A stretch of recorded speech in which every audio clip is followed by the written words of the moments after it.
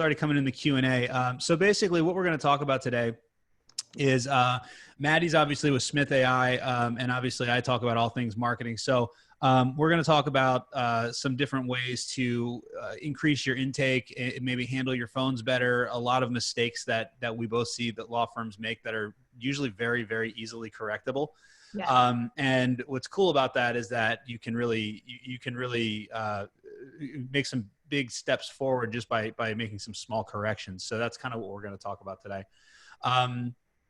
So if you guys have questions, go ahead and you can ask them in the Q&A. And what we're going to do is we're just going to talk for a little bit, and then we'll go ahead and do the, after that, we'll go ahead and we'll do the Q&A stuff. So what time is it right now? We're after 3 o'clock. So, all right, cool. So let's go ahead and get started. So Maddie, you want to go ahead and tell everybody kind of who you are, what you do, all that stuff, and just kind of a little bit of your, why lawyers, why you have any credibility for lawyers to listen to you? That's a great question. Thank you for asking it so directly. So I've been doing digital marketing for the last 15 years, and I've led growth for startups for 3 startups over about a 10-year period. So I'm 11 now. So I can tell you, like, I know what it is to grind it out, work really hard with limited resources, for those of you who are in solo and small firms, which I imagine is a majority. And I know what it is to grow really fast and have to change operations and systems. And I also know a lot about building the top of funnel and conversion. So how to properly message and communicate with leads and clients, how to really understand the value that you provide and convey that accurately to win new clients, and the technology that facilitates all of this much more easily. So I bring that to my role as head of growth and education for Smith AI. We are a virtual receptionist service for phone calls, website chat, text answering, and Facebook Messenger now too. So we are trying to be across all of the channels that we can be, without being in your email and things that get us into sort of the ethical dilemmas. So we want to be responsive as much as we can without having to be conflicted out, basically. Cool, cool. So, and anyone that doesn't know me, my name's Andy Stickel, and I create a ridiculous amount of content for lawyers, teaching them how to market their law firms. I oversee about 70 campaigns for 70 law firm marketing campaigns, and then I also for my own clients. And then I also have coaching students. I have about 250 lawyers that I coach on a weekly basis.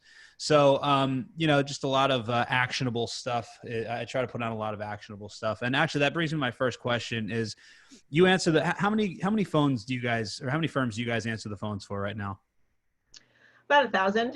Okay. And then so now we're doing a lot of websites too. So I need to get the latest numbers.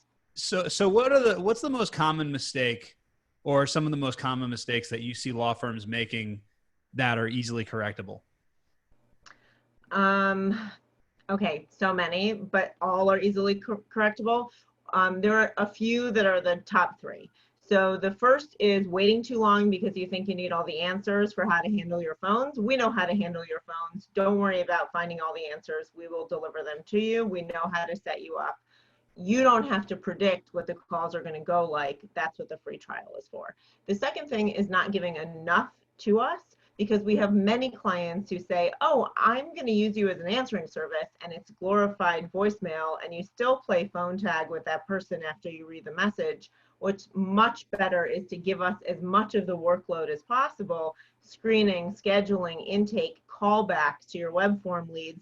Even if you're doing educational events or your own Zoom meetings right now to teach people about the way that law is playing in with this coronavirus crisis, or whatever it is that you're doing, we can call back the leads from there and keep that conversation going and see how interested they are, and then get you closer to the point where you have a meaningful conversation during a consultation.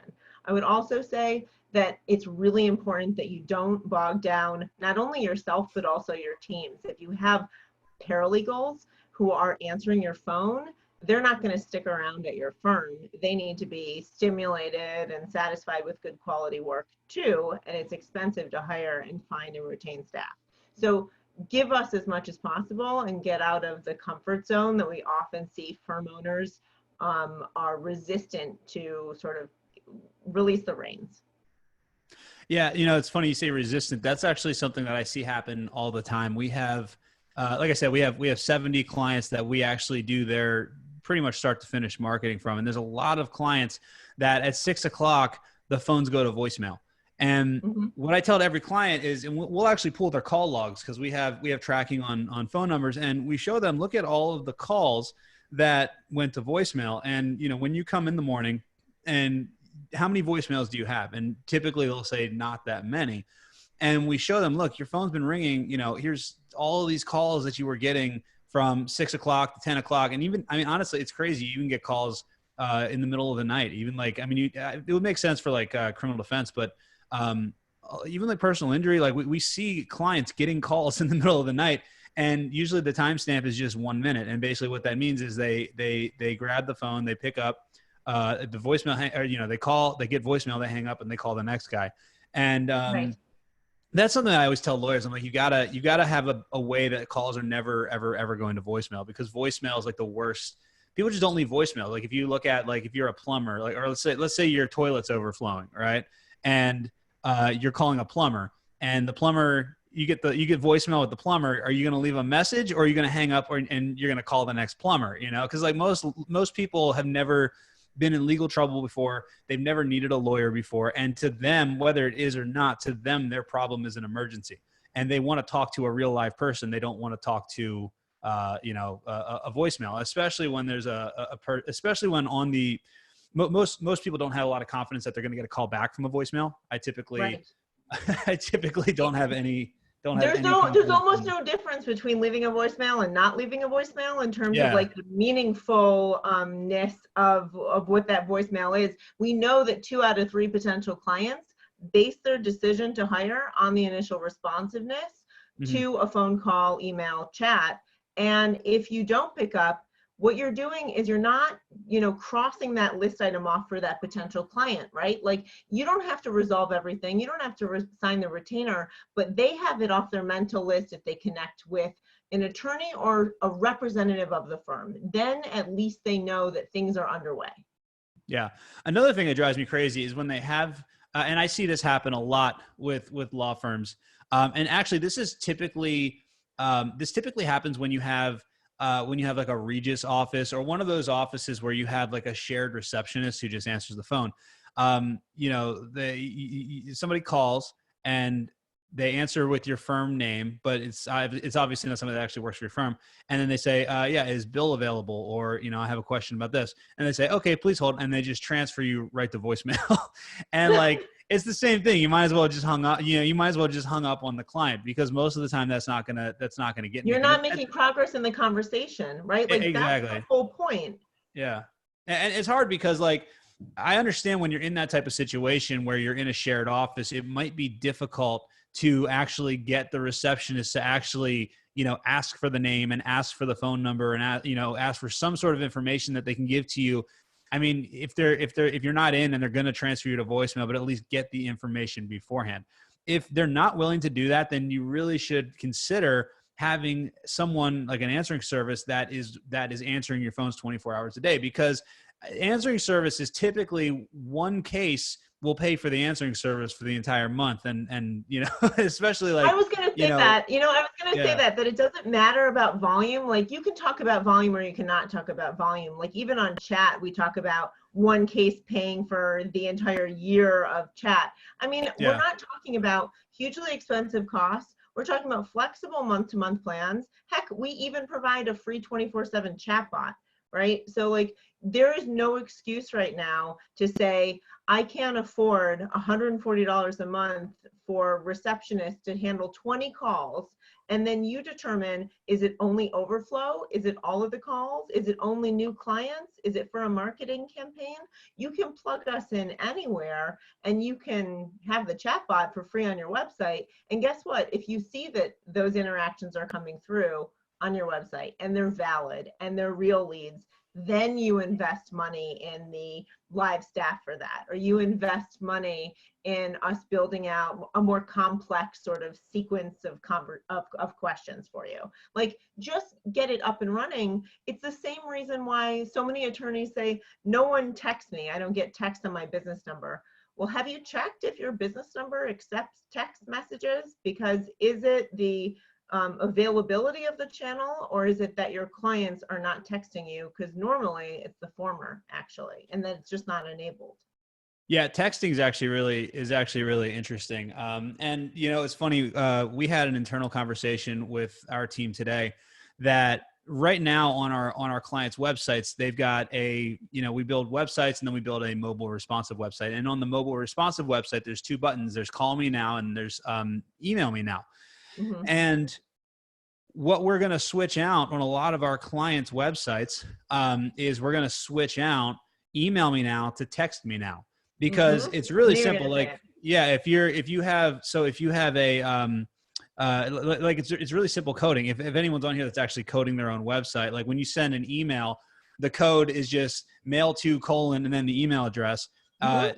It's actually even easier when you do texting. It's just SMS : and the address. And like I clicked on I saw this today on a website. That's where I got the idea. I was like, look, this is pretty amazing. We need to do this because I'm on an iMac, and Mm-hmm. anyone that uses a Mac, you can use the messaging app to text people on their iPhones and everything. So I clicked it and it just popped up right in the messaging app. So, now a lot of lawyers don't want to give out their personal cell phone number, which is understandable.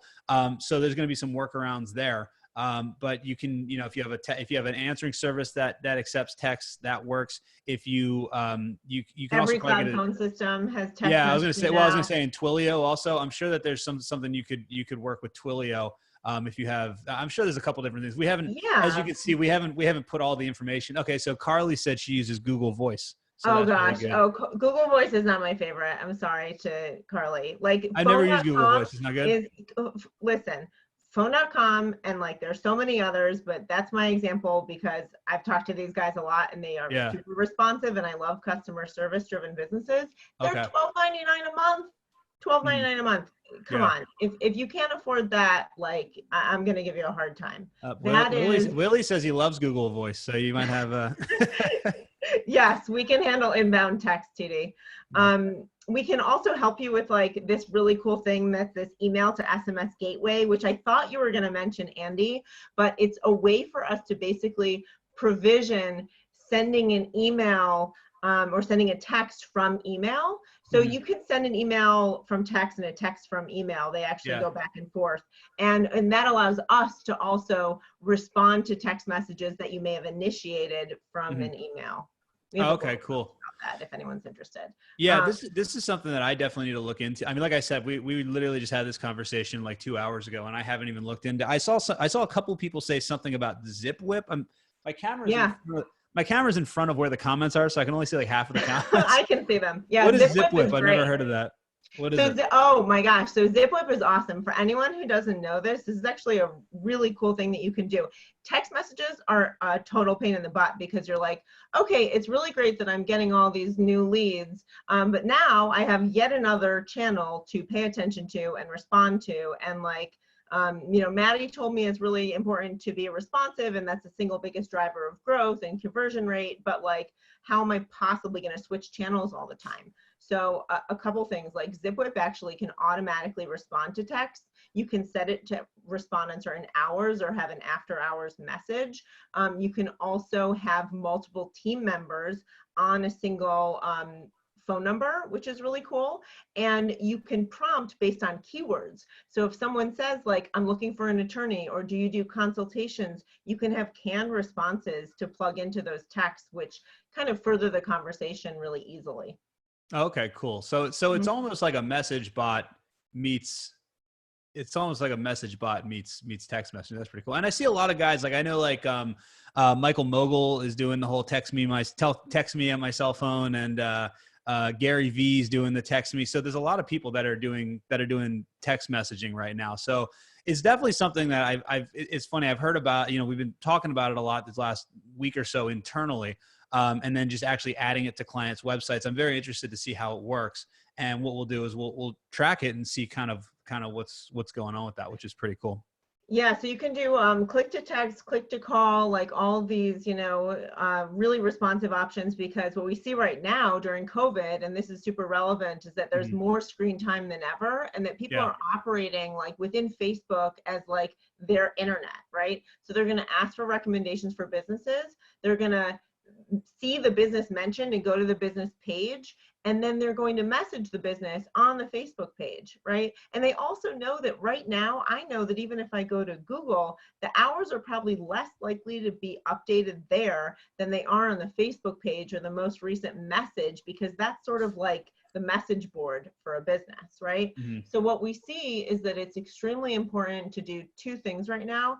Have all of your platforms as responsive as possible and your alerts set up properly to either you or a receptionist service or your team. It can come through also to Slack. If you're using a chat app, you can see notifications sort of consolidated into that one place, which is really nice. But also update your hours and make sure that you're really clear about when you're available and who you serve. I mean, we can get more into the intake and screening discussion in a moment, but channel wise, one of the mistakes that we also see people make with when they get started with an answering service is that they don't change their hours. So your hours actually are different if you have an answering service that's handling calls for you and extended hours. And one of the things that we have heard is that clients win business because they'll go through the Google search results, see who's still open, because now Google tells you really clearly open or closed, and click on that business and call that business, that law firm that's still open right now. And you're going to get that as the first choice rather than someone running down the line. And it matters what your SEO is more heavily or where you fall in the alphabet, right? Yeah, that's true. And I always say, like, uh, we were telling a client a couple years ago, and this has always been something I always tell clients is, clients do not care when you go to lunch. You know, like I see, there's so many Right. law firms that I call, like, hi, thank you for calling the law firm. We're not here right now. We're open from 9 a.m. to 5 p.m. We go to lunch from 12 to 2, and we take a nap from 3 to 4. You know, like they don't want to hear your office hours. They want someone to pick up the phone. You know, like because they don't want to say, oh, they're at lunch right now, I'll call back in 45 minutes. You know, that's just not how it works. But you are right about that. We've seen that before where you know, clients are like, well, if they have their hours, they close at 6. Not only does it say closed at, you know, 6:01, but at like 5:30 it'll start saying closes in 30 minutes. So there's all kinds of reasons that people wouldn't call you. There's all kinds of signals on that people wouldn't call you. And if you could just have 24 hours, then there's a lot of times when you can be the only one that is open in the Google 3-pack. And that's a huge advantage. If, you know, because a lot of times people just don't know in the Google 3-pack, there's so many different things that it comes down to determine who actually gets the phone call. It could be reviews. It could be anything. If you're the only one that's open, then you're going to get the phone call because Google's saying that you're open.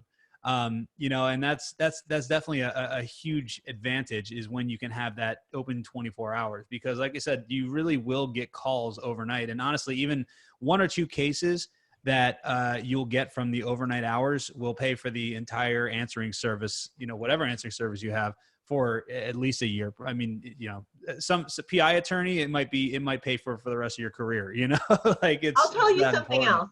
I'll tell you something else. So like it's not only the calls that you get, but the calls that you screen. And like just to like think about intake here specifically, one of the biggest value adds that we have is to, yes, make sure that people are a good fit and they get that consultation, but also make sure people who are not a good fit get referred out to the firms that you recommend that are outside of your practice area or service area, or can't afford you and need to be to a lawyer referral service or the bar association.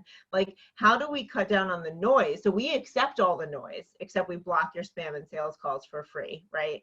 And then we take the good noise and we route it either qualified or unqualified. So like, it's not just the value of capturing everybody, because we don't want to just be a funnel, like a hose, like, you know, crashing your calendar with all these consultations that are not likely to convert. We want to put you in touch with the best potential clients, and then also help you build your network and community by handing off those clients to the ones you're definitely not going to work with because you're outside of your practice area. Yeah, that's absolutely right. I saw somebody in the chat, and I know I said we're going to do Q&A later, but Summer Harris said, "What are your thoughts on extension options when answering?" Oh, it just went away. She said, "Where is it?" Oh, for example, new clients press 1, current clients press 2. I've got a very I have a very distinct opinion about that. But what are your thoughts on those types of answering services? Of the press 1 for this, press 2 for that. Yeah, so I really like them for some firms that have high volume and need to steer their volume so that it gets handled by the right person. So we have a lot of clients who say, you know what, my current clients are really well trained and they know who to reach out to and they always know to press 2. And we're just going to plug you into option 1 where you screen and schedule and do that basic intake. That's an IVR, that's a phone tree. You can set that up with your phone system and then we sit as the next step. Or we can host your phone number. If we do that, then we just pick up all the calls. But we have no problem with like you routing your calls that way. I just would caution that you have a friendly greeting and that you don't give a million options. You're not Verizon, right? Like there shouldn't be an option 9, like maybe max 4. So I have a little bit of a different opinion on that one. And basically, I'll tell you a story. Okay, so the first question I always ask lawyers when they ask me that question is I say, how much do you like calling your bank? Right? Like how much do you like it when you call up Chase and Chase says, thank you for calling. If you're an account holder, press 1. If you're this, press 2. Sorry, we couldn't get your, and there's always some noise in the background that screws up the entire thing. So I think that a lot of times, even if they're clients, I think that people just want to talk to a person. Sure. Now, I also have tested this. We have no small business likes Chase or Wells Fargo, by the way. Mhm. We had a client a couple years ago, and he had one of those, press 1 for this, press 2 for that, press 3 for this, and he's a Social Security attorney. And what was happening was we were looking at his call logs and we were seeing that there's a lot of calls that were like 15, 20 seconds and then hang up. So I called him and I got the call tree and I was like, oh, that's really interesting. So I was like, listen, I want to make a bet with you. Cause he had been trying to get rid of, and this happened over a couple months. I was like, you got to get rid of this call tree. It's killing you. Cause he always did all right, but I knew he could get better cause I could see all these hangups. So I was like, I'll make you a deal. If you get rid of the call tree and let's try it for 2 months and let's see if your cases increase. And if not, I think I actually bet him that his cases would double just because I saw how many hangups he was getting. And I was like, if not, I'll pay for if it doesn't happen, I'll pay for your marketing next month. Like I'll literally waive your fee. That's how sure I am about this. And, so he got rid of it. He actually had a real person answering the phone for 2 months. And sure enough, his cases doubled, so it really just kind of goes, I mean, obviously if you're a huge firm and there's, and you're getting hundreds of calls every single day, there's sometimes when it might not be possible. But if you can have a real person, I mean, just think everything you do, if you can just think about, put yourself in the client's shoes, like when you're a customer of your bank, like you're already a customer of the bank, but you want to get somebody on the phone. You don't want to press you don't want to go through their phone tree and leave voicemails and all that type of stuff. You want your question answered because even if they're a client, everyone's question or problem is an emergency to them. Whether or not it's really an emergency, most people think that their issue is an emergency and that it's really important. So they're going to get frustrated, but especially new clients, if the more, actually, I think on a website, the statistics are every time you have to click, you lose 50% of your audience. So I don't know if it's exactly that. I don't know if that translates completely to the phone, but there's definitely something to that. Every time they have to press a button, you're going to lose a percentage of people.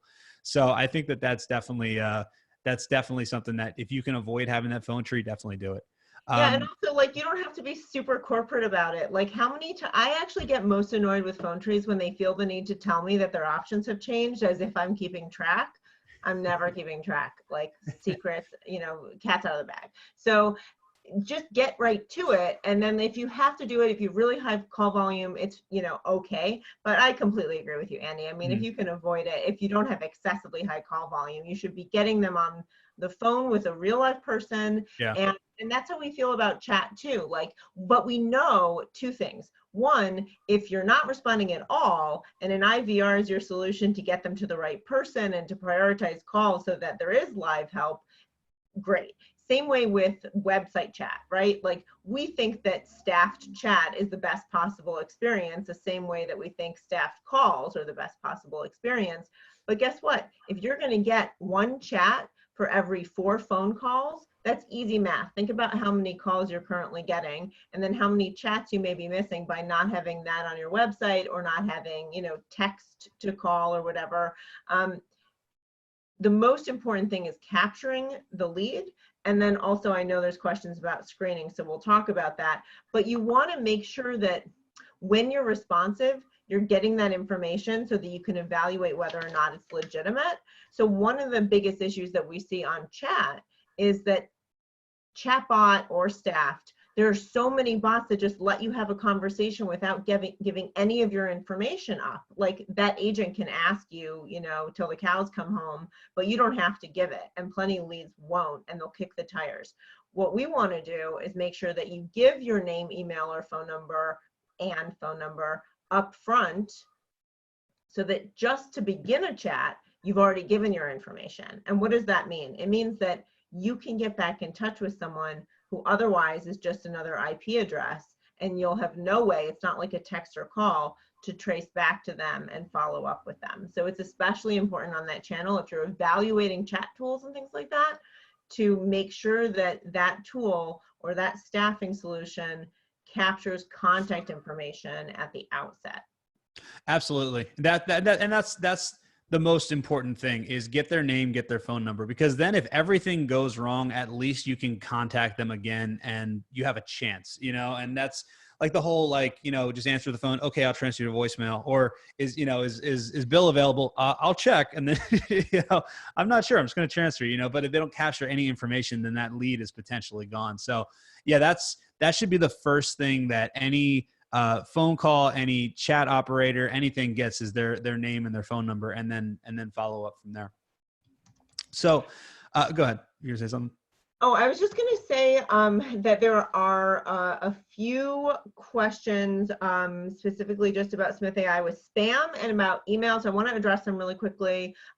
So Leonard, yes, we can get the caller's email. Absolutely. That's core: name, phone number, email. Are they an existing or new client? Some basic, you know, why are they calling sort of questions. Also spam. So there's a really good question here, and I want to unpack it, about how do you identify spam. There's robocallers, there's spoofing area code so it looks more like a legitimate number. There's all these tricks that are playing. And let me tell you, like, it's sort of grinds on me that it's on private industry and not public industry to get the spam under control. But I think policies are coming along to help regulate this, because it's really overrun with spam right now, and it's a huge part of what we do.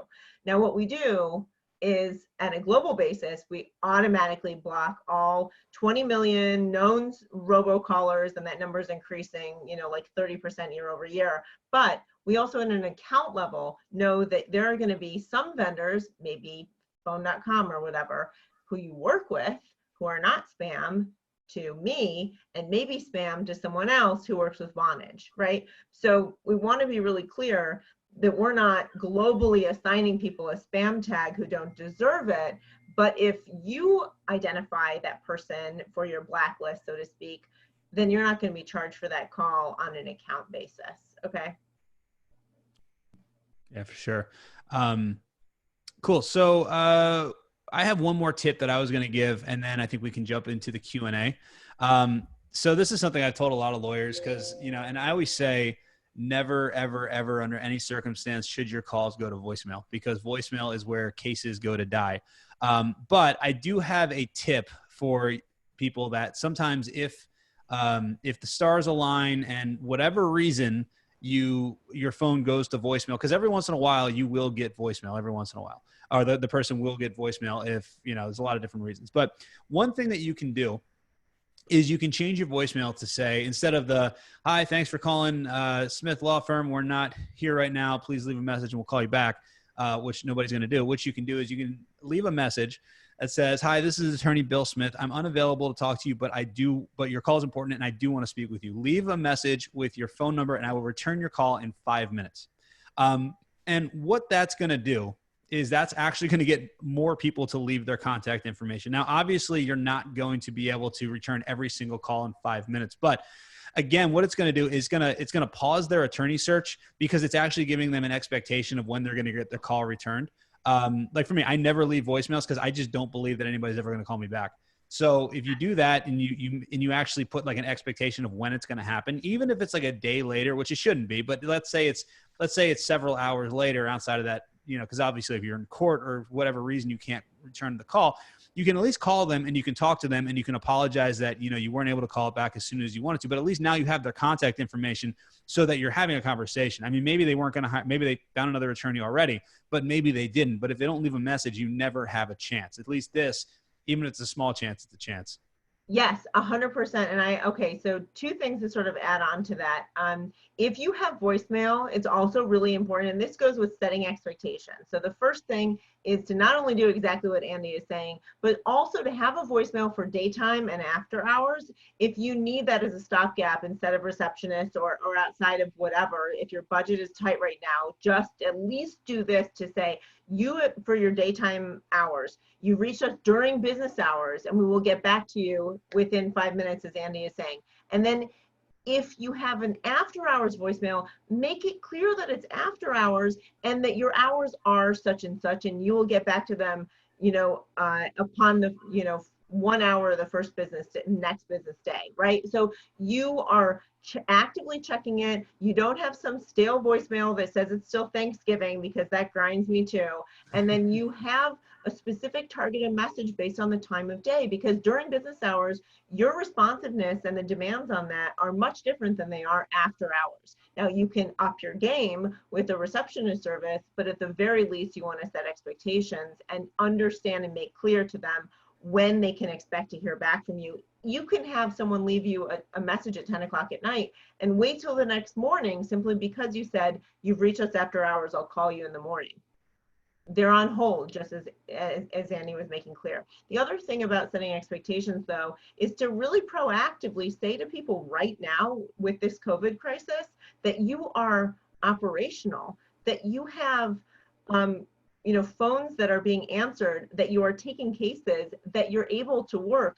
There are people who are doing drive-by, signings of documents and agreements. I know estate, family, plenty of attorneys are doing drive-by sort of agreement completions, right? And there are Zoom calls that are happening with hearings. So we know that there is some work that can still be done, but the clients don't necessarily know that because they don't know how law works on a normal day, let alone a crazy day. So be really proactive, send those emails and updates, try sending a text, and make sure that you are if you have a social page, Google page, etc., Facebook page, that you're posting an update to show that you are alive and active and attentive to the most common questions that your clients are presenting to you, so that the people who haven't thought to ask that question are prompted to read that and educated.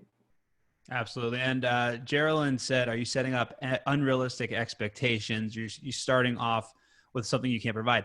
Yeah, you kind of are, but keep in mind, this is like the absolute worst case scenario. This isn't like your marketing strategy. This is basically like, this should not have happened, but basically, but again, setting up with an unrealistic expectation, I would rather I'd rather set the unrealistic expectation. And honestly, look, maybe you can meet that expectation. If you're just, sitting around watching Netflix and then you get a voicemail, then you might be able to call them back right then. But again, it's all about getting the opportunity to talk to them in the first place. Because if you just say, "Call us, leave us a message, we'll call you back," then they're not going to give you the number anyway. Realistic or unrealistic, it doesn't matter. So again, this shouldn't be your marketing strategy. This isn't like, do this and you don't need an answering service, or you don't need to have somebody answer your phone. This is like in the worst case scenario, when something that happens that really should not happen, and then you also need to look into, why did this happen in the first place?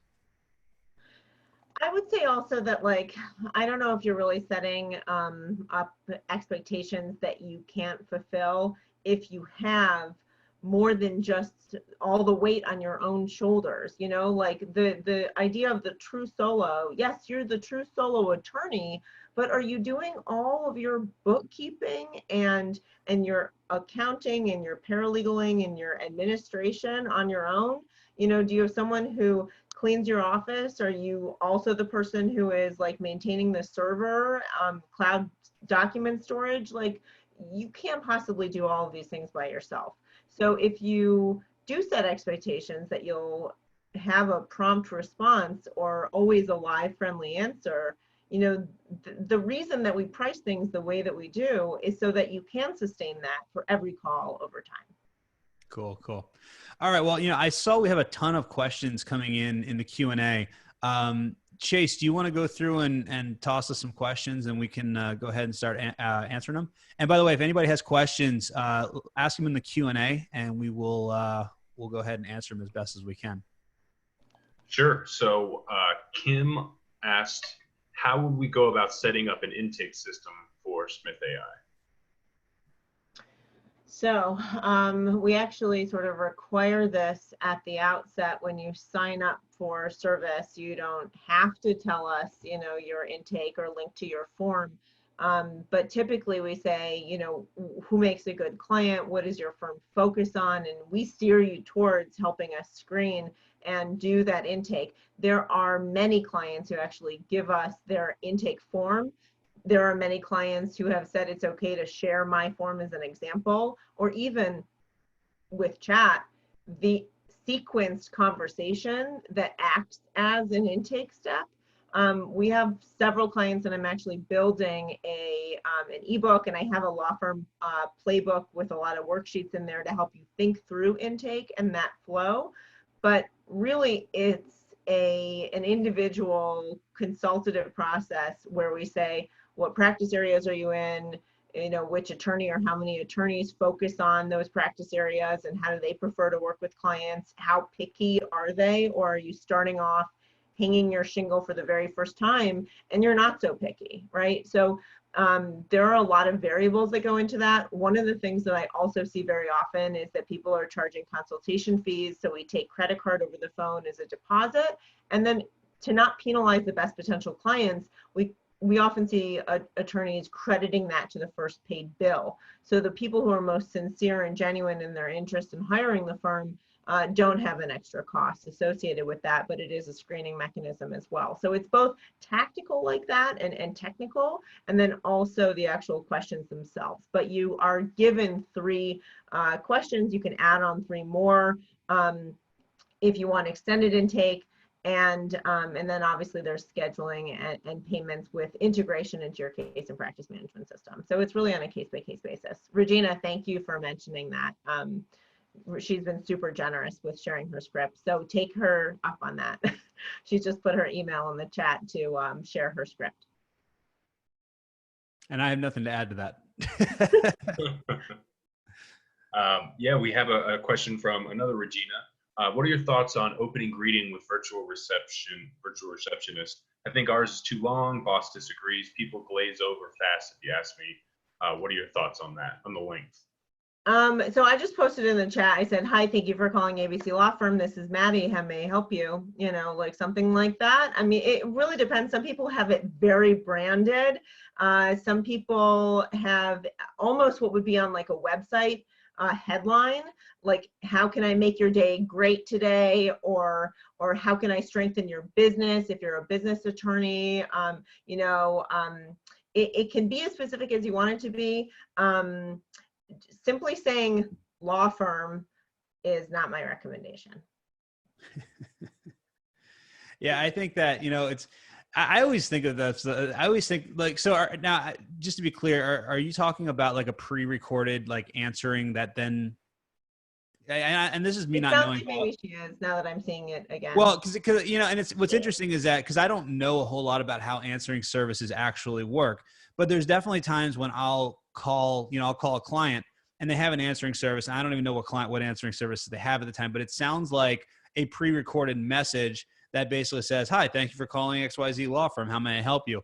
And then I say something and then like it'll click on and it'll sound like somebody's there. Is that what we're talking about? It sounds like Regina is talking about Oh, a a 15 script second that takes script. away from urgency. Yeah. 15 seconds is quite long. I mean, I'll say it again. Hi, thank you for calling ABC Law Firm. This is Maddie. How may I help you? Maybe Yeah, it's 3 to 4 let's seconds. have let's have 15 seconds of silence real quick and see how awkward it gets really quickly. 15 seconds is a long time. It's a quarter of a minute. Yeah.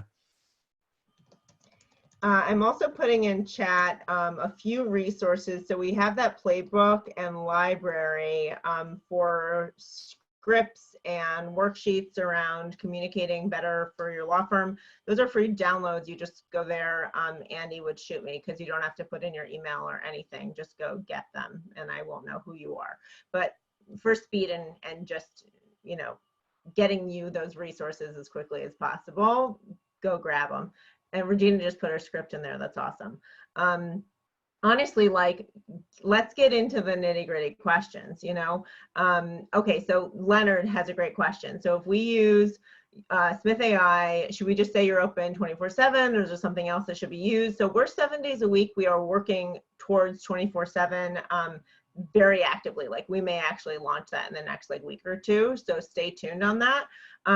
But right now our hours are on there, and yes, those are the hours that you should update to, because that will be the difference between someone calling you and someone not. And we can absolutely convey when we get in touch with that person the actual operating hours, right? I mean, that's not even a discussion until the retainer, right? When is the law firm actually operating? Like, we'll schedule your appointment on your calendar, which will reflect your hours, and then you have the conversation when you make it rain, right? That's most important, that your operating hours are the hours that you answer and you respond to business. Yeah, and if you can make your operating hours as wide as possible, ideally 24 hours, that's going to be your best bet. That way you never miss a call. And there's going to be a lot of times when you can you'll be the only one in the 3-pack that says open 24 hours or open now or whatever it says, or doesn't say closed. How about that? Exactly. So there's a really good question also about, like, okay, let's talk about handling and the extent to which we can do so. So Kim was asking, like, can you handle the entire intake process up to scheduling the appointment? Kim, so I said yes, but I should have said, like, no, we can do a lot more, because we actually schedule 2.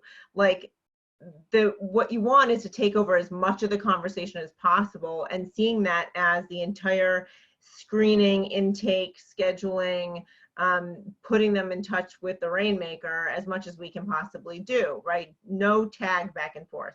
So what happens is, think about that tree trunk and the 2 branches. One branch is for qualified leads, the other branch is for unqualified leads, and we know how you define that specifically at your firm. We don't define that for you. It's custom for every client. So we've got a qualified lead. They are someone who is looking for a separation, there's child custody, they need your family law firm, right? Now, what we want to do is schedule them for a consultation, and you've got way more leads like coming out of your ears, so you charge for consultations. Law Pay actually, and you can do this with other services, they're just my example, you can put a dollar amount on the URL for your payment link, use that, say, please pay, put your invoice ID on here, your payment ID, back in the chat. Okay, it's XYZ. Great, here is the appointment availability for Attorney Edwards. She has 3 p.m. available tomorrow. Regina, I'm making this up. And does that time work for you? Yes, it does. Great, I've just sent a confirmation to your email. All of that just happened and it's done. So it's not up to the schedule, it's through the schedule. Cool. Awesome. I'll say, I was gonna say, somebody asked in here, and actually, you know, one thing I didn't talk about before, they said, what is the number one thing that causes potential new clients to go with other firms? This is something that I mentioned in the marketing of this webinar. And the number one thing that causes attorneys or causes clients to go with other firms is not answering your phone. Because I think most attorneys will tell you that if they can get someone on the phone, and most attorneys that I talk to anyway, if they can get them on the phone, then get them in for a consultation, they have a pretty high close rate. So in all the experiences that I've seen, is not having a good answering service and not having your phones taken care of is probably one of the top things that causes people to go to your competitors. Just that's something that's really interesting. And I want to make sure I covered that because I realized that I didn't talk about that before. Yeah. But with our clients, that's what we see. That's what we see. We see that happen is when they answer the phone properly, it makes such a big difference. One thing we didn't talk about is secret shopping. What do you think about secret shopping your phone system? I highly recommend secret shopping your phone system. And actually, the number one reason that I do it is because there's so much latency and there's so much mispronunciation that happens. It drives me absolutely nuts. So I'll tell you, I was at the Louisiana State Bar Solo Small Firm Conference, and I met this awesome guy named Craig, and he runs a firm called Optiable. And I called him for a scheduled meeting, and the receptionist service said, "Hi, thank you for calling OPTIABLE." And I was like, oh my God. And like, I have to, Craig, this is going to sound really salesy and like weird for me to say this because I'm trying to convince you that Smith AI is better. And I couldn't make this up, but like, you have to call and audit your phone system because they're saying, they're spelling out the name of your company. And then I called again for a follow-up call and they said, "Hi, thank you for calling Optible."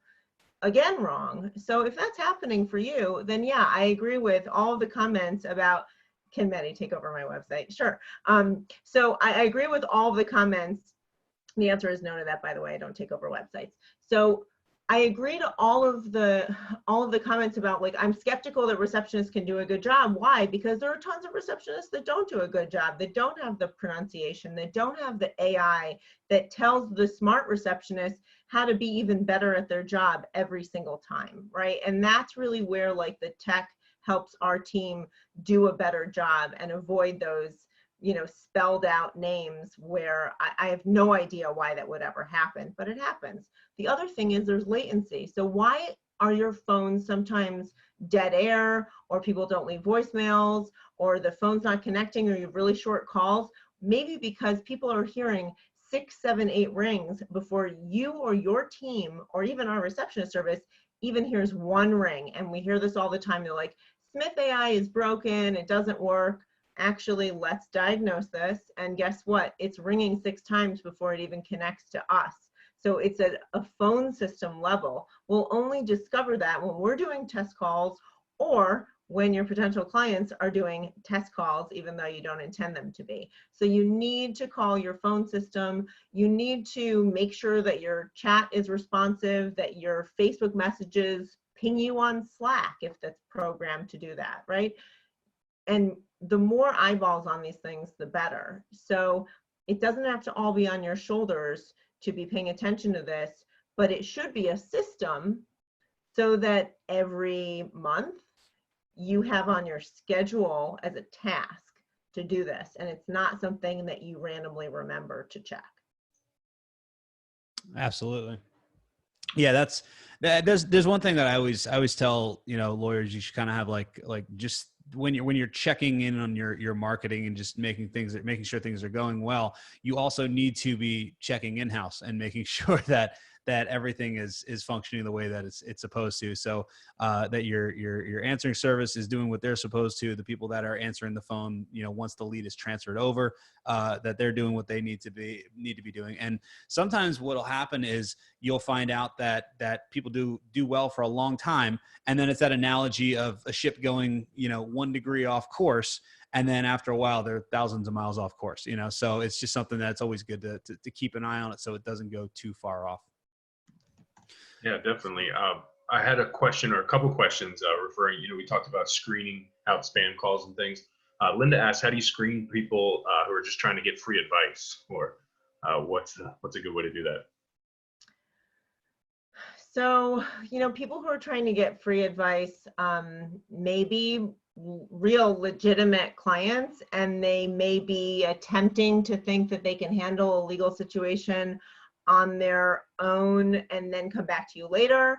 there are I mean, like, there are a lot of ways that we could address this topic, but I'll share a couple. So you don't want to disregard them because they may not know better right now. And there are a lot of people who try and resolve legal matters themselves and end up coming back to you. And guess who they come back to? They come back to the person who made them feel most comfortable and not offended and taken care of, and the one they want to work with, who is probably most generous to them.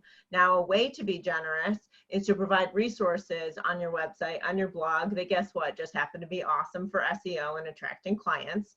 And you can do things like share the forms that they may, you know, fill out with you if they hire you, or they could go and do that on their own. But guess what? You know, a landlord may not want to try and evict a tenant on their own because they sort of get into, you know, water that's too deep, and they say, oh, but where did I find out about that form? Who advised me on the process that I can expect to go through?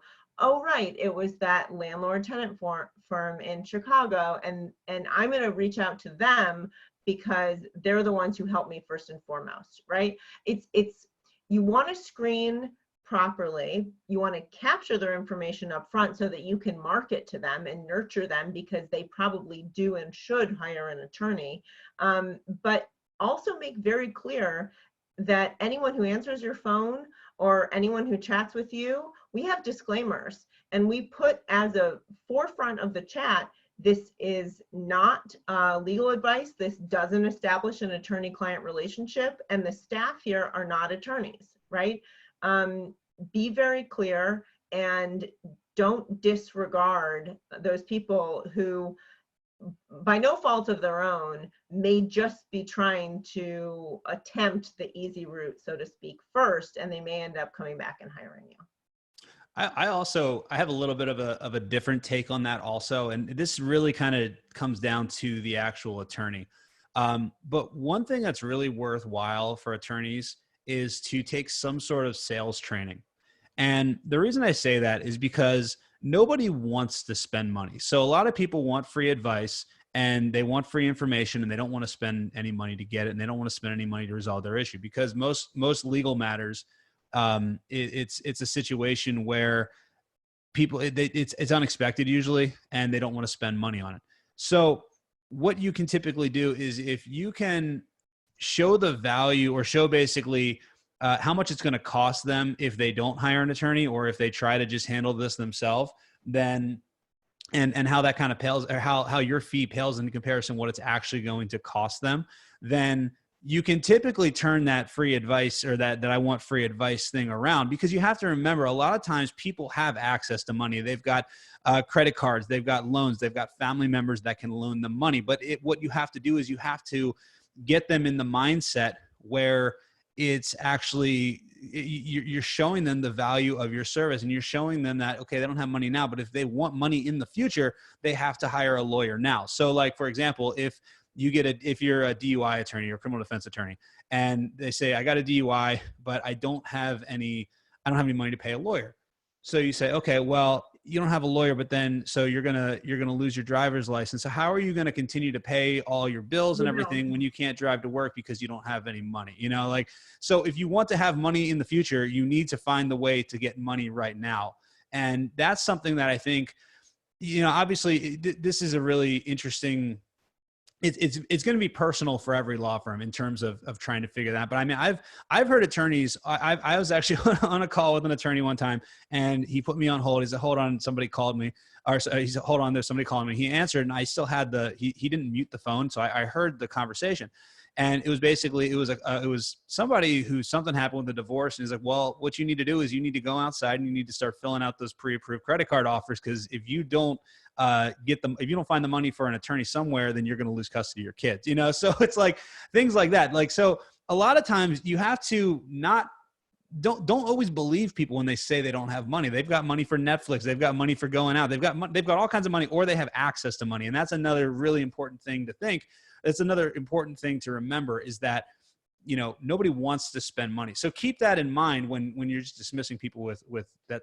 That's very just want free true. And advice. I'll say one other thing about that, that more and more attorneys are finding that they can break out payments over time, right? And there are solutions to help you do that. There are not just like subscription, but flat fee, a la carte legal services that you can potentially offer, and really payment plans where, if they don't pay, the work stops, but if they keep paying a set amount that may be smaller than that initial lump sum, then it's more manageable. They can budget for it, and you both get what you want to continue doing business together. And one other thing, if you can offer funding options, that will help them as well. There's a lot of companies out there, and actually we use one. If anybody wants the one that we use, I can give you a referral. Is it a firm? What is it? A firm?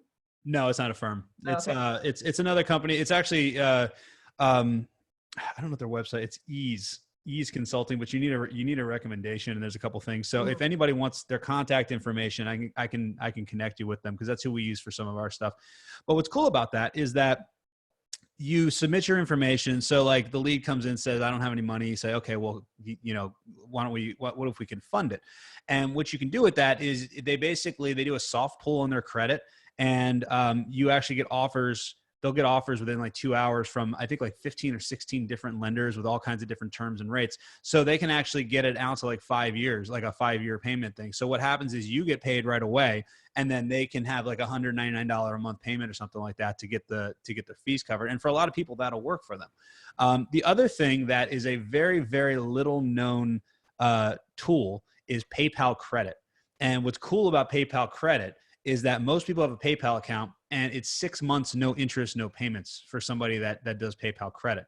So basically somebody says, I don't have the money. It's like, okay, well, could you afford it in 6 months? Because if not, we can get started today. You don't have to pay a penny today. And then, you can pay it off over the next 6 months. If you get paid off within the next 6 months, then it's just like cash, So that's another thing you can do. PayPal Credit. That's so PayPal Credit. And then if you want the other one, message me, and I will, please send the referral with ease. That would be huge. Yeah. Send me an email, Andy@socialfirestarter.com, and I'll make the introduction for you to ease. And it's cool. I mean, basically, I think it's like, as long as they make $28,000 a year and have a 620 credit score. The credit score went up just recently. It used to be a 600 credit score. Now it's a 620 credit score. And I don't have any affiliation with them. They fund a lot of our clients when we do stuff. But that's a really good way is being creative and figuring out ways that they can find the money. Cause there's a lot of times when you can save sales that way, even if you're increasing your sales by, 15, 20%, I mean, that could be huge at the end of the year. So Chase, what's the next question we have?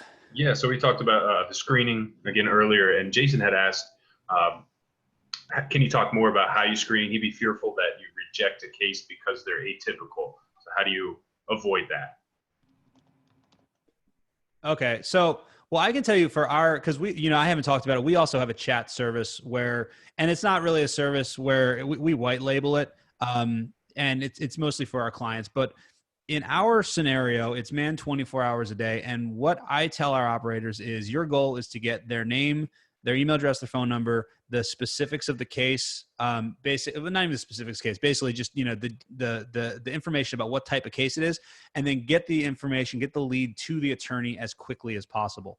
So for us, I don't like doing a lot of screening. I like just the facts basically. And then because the people that are talking are not attorneys, and I don't want them to be the ones that make the determination. I'd rather let the attorney be the one that makes that determination.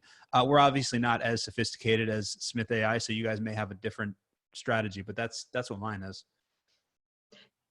Yeah, I mean, I would say take the facts, but you need the facts, and you need to know if it aligns with the practice area, if you're location-based, if they're in the right place. So there are some facts that actually become screening mechanisms, but definitely nothing that would be discretionary or getting into nitty-gritty details. Like, we have 60% of the businesses we work with are law firms. So the receptionist is going to know when someone mentions something about a specific H-1B visa that it is related to maybe immigration practice, and that's the firm they're on the phone for, and that it's related, right? But because the client might not always know, like, is this in a practice area? They don't know what practice areas are. But yeah, really just the facts and not making decisions, but understanding that there is a degree of relevance that we can at least screen for. Cool. Okay, awesome. And then Andy, someone mentioned in the chat here, the promo email, the one thing you should do before all consultations. Oh yeah. Okay, cool. So this is my favorite tip. Before all consultations, really before any meeting, really just in general in life, you should do this. This is kind of a life hack. You should always give a compliment, because people will, if you make someone feel good, it just gets the thing started. It gets everything started on the right foot. So find something to compliment them on, because people like people who like them, and people will buy things and hire people that they like. So, they say about first impressions. I mean, that's one of the things. If the first impression is you making them feel really good. So that's my tip. I always do that. Always give some sort of compliment right in the beginning. And it will make a big difference. We had a client who did that, started doing that. And like he said, like the next 20 clients in a row hired him, which is like, I mean, very few people go 20. Pretty amazing. Yeah. Yeah. All right. What do we got next, Chase? Let's see. I think you had answered this in the chat, Maddie, but can you handle multiple websites with your service? Is there any discount for that? Yes.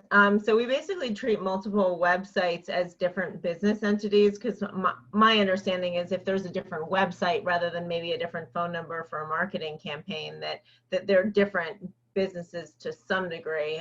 So they would be counted as a referral, basically as an account credit. And what we do at Smith AI is for every referral, you get $25 a month off for the lifetime of the client.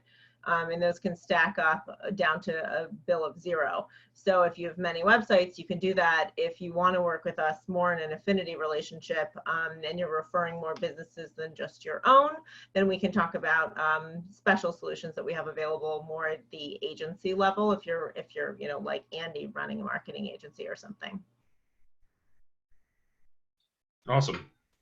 And then for what you just mentioned, Andy, when you compliment someone, Linda asked, how do you compliment on an initial contact with a client? So I'm guessing. Are we talking about an in-person or? Yeah, Linda, is this like over the phone or phone? You kind of have to be creative, so like, phone is obviously a little bit more difficult. People are doing Zoom now. So, you could do some, what's interesting is that, like, I had somebody do this to me a couple days ago. Like you can see, I've got a Messi jersey back there, right? So initially I got on a call with somebody, and there you go. Yeah. So you're very smart for calling me. I can tell you're very smart. Yeah. No, that's really good. I mean, there's a lot of things that you can do. Like, that's true. If they send over a lot of paperwork, for example, you say, oh my God, I can't believe how organized you are. I never have clients that are this organized. Thank you so much for being organized. Like you just got to kind of find something, but I had somebody that was like behind, I've got this Lionel Messi jersey behind me. And I was doing a Zoom call. Somebody was trying to sell me something. And the first thing they said was like, oh, I see you're a Messi fan. You have good taste, and I don't know why it made me feel good. So like, it's like, you just got to kind of figure something out. Try not to be creepy about it, but find a way to relate, like, yeah, I exactly. make phone calls. It's funny, so you got your start with like sort of like promoting these concerts and stuff like that. You get very comfortable doing like cold things where you're like sticking your neck out in that way. The same way I went to Hamilton College in upstate New York, where it's freezing and isolated, and we would make calls to alumni to ask for money, right? The annual fund. And you always had to call at dinner, and you were always the most hated caller. And I was really successful at it. And that's because I sort of laughed it off that here I am calling at dinner. And I would get into real conversations with people, and I would talk about myself and humanize the whole conversation. So you can say something like, oh my gosh, you sound just like my friend. Or you can say, oh my gosh, I'm sorry, I can't hear you. My kid is like banging on a toy or something. And they're going to say, oh yeah, I have my kids home too. Like, how do you find something to relate to that's not business, that puts people at ease? It's almost in the same vein. It doesn't have to be a compliment if that feels forced or incorrect to you. It just has to be something that takes someone out of the element and comes back to being a real human being, because they're probably stressed and not in the best mood if they have to contact a law firm. It's not always the most delightful, opportunistic thing that they're doing that day. Yeah, that's true. And if you can show some personality too. Actually, it's funny. And this, everything goes back to psychology, right? Like everything we do goes back to psychology. But somebody was asking me, this even goes down to videos. Most people know that are on here that I'm a huge proponent of filming videos and recording videos and creating content and providing value. And a lot of lawyers ask me, well, when I do my videos, should I wear a button down? Should I wear a shirt? What type of background should I be in front of, not should I wear a shirt? Yeah, wear a shirt. But should I wear like a button down shirt or a t-shirt, and I was telling a lawyer a couple weeks ago, there was an attorney on here, and they were asking if they're saying they're from Boston. Should I wear a suit? And I was like, well, honestly, you would probably do better wearing like a Red Sox hat or something, because it makes you a real person. It makes you relatable. And it's something that people can relate to. I'm also a Patriots fan. Actually, I hate the Patriots, but oh, he's wearing a Patriots jersey. I'm also a Patriots fan. Can you believe Tom Brady moved to Tampa? Like all that type of stuff.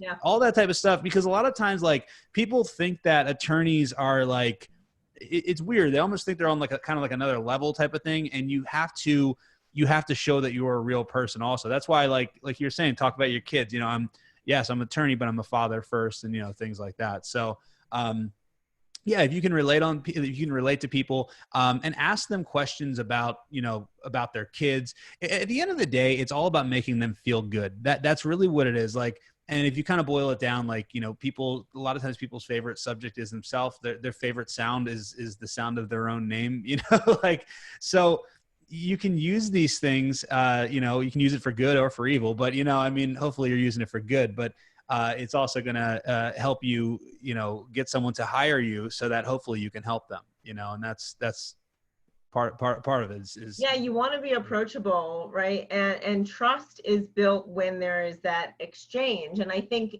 Andy, you do a great job of this, like practicing what you preach. Like, you have a persona and you have activity on social media that makes you very approachable. And that's something that we see a lot of attorneys doing very successfully. Don't worry so much about having the perfect polished office background or whatever.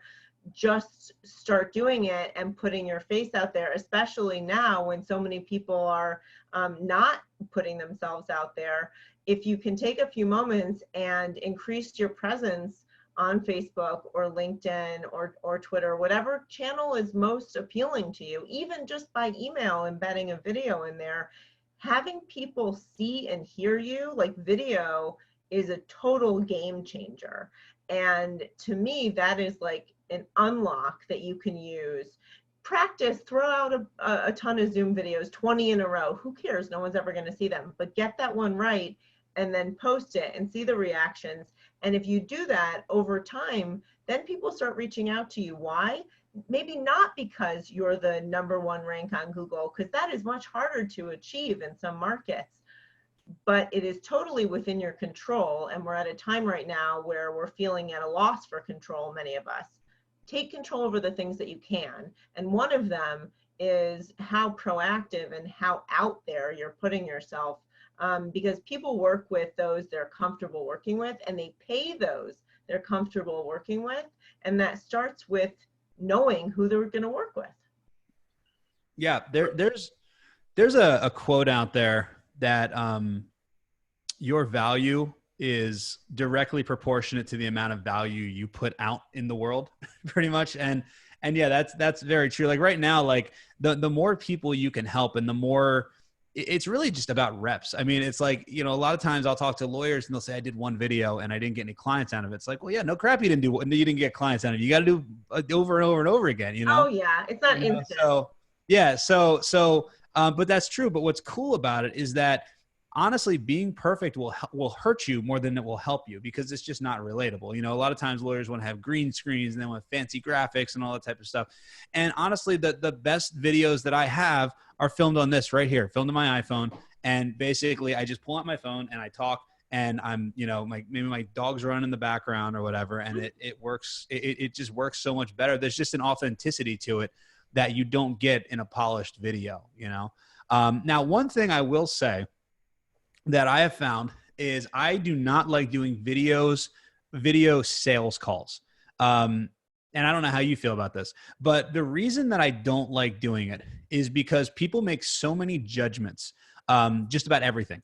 And, you know, if you're doing a video call, people are going to make a snap judgment about how you look, about how you carry yourself, all that type of stuff, on top of how you sound and what you say and what your offer is and what your service is and everything. So if you can eliminate that entire piece of it, where they're not judging how your mannerisms are, they're not judging how you look or anything like that, how you're dressed, it makes the sales process or the consultation process a lot easier. Now, some people like doing the sales calls with video. I'm not a fan of it, and I don't recommend it, just because of the fact that you can eliminate that entire piece where somebody might not hire you just because they don't like the way you look, you know, or they don't like the way you were sitting, or they don't like your background. You know, I mean, people are weird. You know, first impressions are they're real. You know, and if you can eliminate some things that could take people away, then, or that could turn people off, then it's usually a good thing. Now, obviously there's some exceptions. If you're a very attractive woman and you're talking to a male, maybe it would be a good idea to turn it on. I don't know, but you know, that's a personal decision, you know, but in general, for me, you know, looking the way that I do, I like to, I'll just turn the video off, you know. I actually, I sort of disagree. I think that like it's harder to say no to people when you're looking at them in their face. So it can be a tactic for getting people to say yes, although you don't want a false positive, right? Like you don't want someone to say yes to you on video and then not sign the agreement. But I think that it does build connection where they feel like they know you, and it's harder to choose another firm if they've had a video consultation. I will just say that like if you're doing video consults, even though I would say that I recommend them, make sure that you choose a solution that is not going to require some different service that no one uses. Like choose something that they already have installed that's not going to hold up your call starting, and also that doesn't take a huge amount of bandwidth. Like I used to really like Google Hangouts, and now every time I run it, it basically kills my computer. Zoom doesn't. The native apps generally are better. Skype is accessible for everyone, but you have to sort of let people in. So you have to accommodate different sort of tech capacities and consider what's going to cause hiccups in this call happening or going well. And does it work on mobile? You know, does someone need to remember a password? The more you can reduce friction, the better, because that's what you start getting into with video conferencing. I'll also say that this can even be a decision point for which like VoIP or cloud phone system you use. There are several services now, Dialpad, phone.com, like a lot of services that offer video conferencing as part of your package that's included with your business phone number hosting. So you may even have one of these things for free. So before you go and pay for something, just see what your existing plans offer, and if you already have it at your disposal. Yeah, that's actually a really good point also.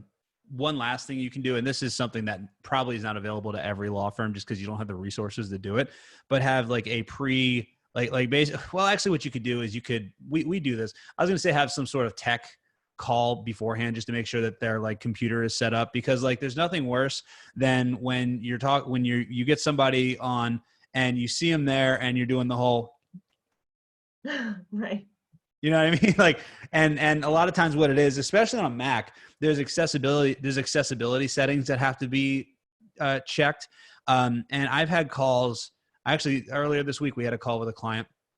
He was already a client, but we were trying to do a Zoom call and we sat there for 15 minutes trying to get his audio to work, you know? So like sometimes these technologies can definitely backfire, and have a backup plan. Yeah, Let have a me backup call plan. you. Is your cell phone number this? Yeah, Great. just have their phone number standing by so that if if you need to, you can just abandon and just pick up the phone and call them, because Yep. that's going to kill all, you know, if the first 15 minutes is you just trying to figure out how to make the microphone work, it's going to kill everything. Yeah, one of the greatest things that's happened in the last, few months, year, I don't know how long it's been, is like the one tap connect on your phone. So if I click a dial-in number that has the phone number and the password or the PIN code, if I one tap and it does it for me, I mean, perfect. Then no one's like keying in something the wrong way 3 times, right? You know, I think a lot of people don't even understand how that works. Oh yeah, you just tap the phone number and Yeah. So for my and the code in for you. yeah, exactly. You just do it one time. So for my coaching calls, we actually started sending out a video, because I do group coaching twice a week. And we have, anywhere from 15 to 20 attorneys that hop on those calls. And we now send out videos, basically say, hey, reminder here that there's a group call coming up. By the way, here's a video that explains how Zoom works, so that, because we used to waste so much time with people just trying to figure out how to share their screen, and, and it kills the momentum. It really does when you run into tech things. And then people are frustrated, and it's just not it's not very receptive to the advice you're No, yeah. And then you're going to ask them to spend $3,000 for that DUI that they're already pissed off about. Like, it's not good. It's just not a good start, Right. So, all right, cool. Chase, what other questions do we have? Yeah, we had one from Aaron that asked, do you recommend conflict screening on the initial call? Do you guys do that? We do conflict checks, actually, and we do recommend it for the practice areas where it's relevant, because why have a consultation with someone who is a clear potential conflict? I wouldn't necessarily recommend like automatically referring them out to another firm. Like, you probably want to review that name and make sure that that conflict check was 100% accurate, because it's checking against the database, right? And you may know just by a human eye, like what that actually means. But I would recommend at least getting that data and seeing with a percent accuracy, like this was flagged or it wasn't. Got it. Also, Andy, Leonard asked, can you do a webinar on the Google 3-pack? I don't know if Leonard's still in, if he can elaborate. Yeah, I'm going to do one in a couple weeks on that. So some Google 3-pack stuff. I'm not sure exactly when. I know I'm doing another one with Lawyerist next week. And I believe I'm going to do one with Michael Mogul in 2 weeks or 3 weeks. We're just trying to hammer out those dates. And then I'll probably do one the week after that. I'll probably do one the week after that on Google 3-pack. Awesome. And then Maddie John asked, what's the best way to contact you to go over a complex situation that they are dealing with? 6 attorneys, 2 offices, 5 areas of law. Yeah, we deal with that very often, and we have specific directions that we provide to the receptionist, to the chat agents around how to handle even specific different intake forms for different attorneys, practice areas. There's different offices, one's in LA, one's in Boston. They handle different things, different attorneys there. We can handle all of that. The best way to set up a consult is to go to our website, smith.ai, and there's a Calendly embedded calendar on our website where you can schedule time to talk to someone for a free consultation, or you can email us sales@smith.ai, and you'll get a response there, probably suggesting that you schedule the call, as this is best not handled by email, and really a discussion so that we can understand what you need. Awesome. Andy, Karen asked, how does one get in on your weekly group coaching, and what is the Google 3-pack? Okay, cool. So the weekly group coaching, that's part of the social media marketing for lawyers masterclass. If you want to learn about that, basically what that is that's a training program where I teach you step by step how to market your law firm the same way that I market myself. Like literally, like I teach you everything that I do. And then we also will build an entire campaign out for you. So the way that I always describe it is we build you a Ferrari, we teach you how to drive it, and then we give you the keys. It comes with 2 weekly group coaching calls with me. You get, there's a 6-week course that has I think it's over 100 videos right now. That is stuff that goes way deeper than anything that I put out for free. And I go pretty deep with my free stuff, but This paid stuff is pretty next level. And like I said, you walk away with it, and we actually build you the marketing campaign. We even hire and train a virtual assistant to work on your stuff.